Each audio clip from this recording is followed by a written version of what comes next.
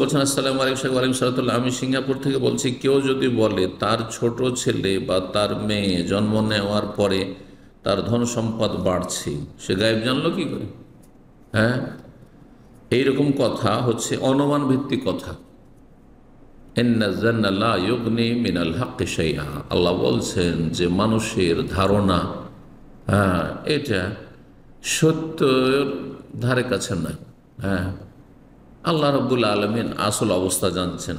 তো এমনি ধন সম্পদ দিচ্ছে না, এই ছেলের ওসিলাতে মাধ্যমে দিচ্ছেন আল্লাহ, এর এই যে দুনিয়া এসছে তার মাধ্যমে রিজিক দিচ্ছেন, এগুলি কথা নিজের পক্ষ থেকে আমার দেশের মানুষরা বলে থাকে। এগুলোর কোনো সত্যতা নেই এবং আপনার আমার জানার কোনো ক্ষমতা নেই।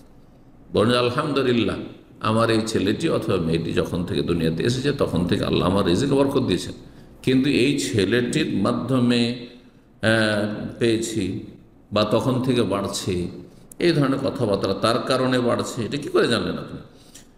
তার ছোট ছেলের রাশি ভালো, তাই তার ছোট ছেলে জন্ম নেওয়ার পর ধন সম্পদ বাড়ছে। রাশি সম্পর্কে এসব বিশ্বাস করা, এইসব ইসলাম বিরোধী বিশ্বাস, এসব হারাম বিশ্বাস। কিসের রাশি ফাঁসি, এসব কিচ্ছু না ইসলামে। ইসলাম বিরোধী কথা, এগুলো অমুসলিমদের কথা।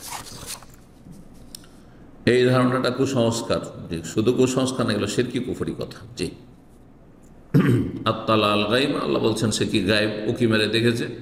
আমির তাহাদার ইনদার রহমানে আহদা, নাকি আল্লাহ তার সাথে ওয়াদা প্রতিশ্রুতি করেছে যে অমুক ছেলে আসলে তার ওসিলাতে তোমাকে দেব। আল্লাহ হিদায়াত দান করুন।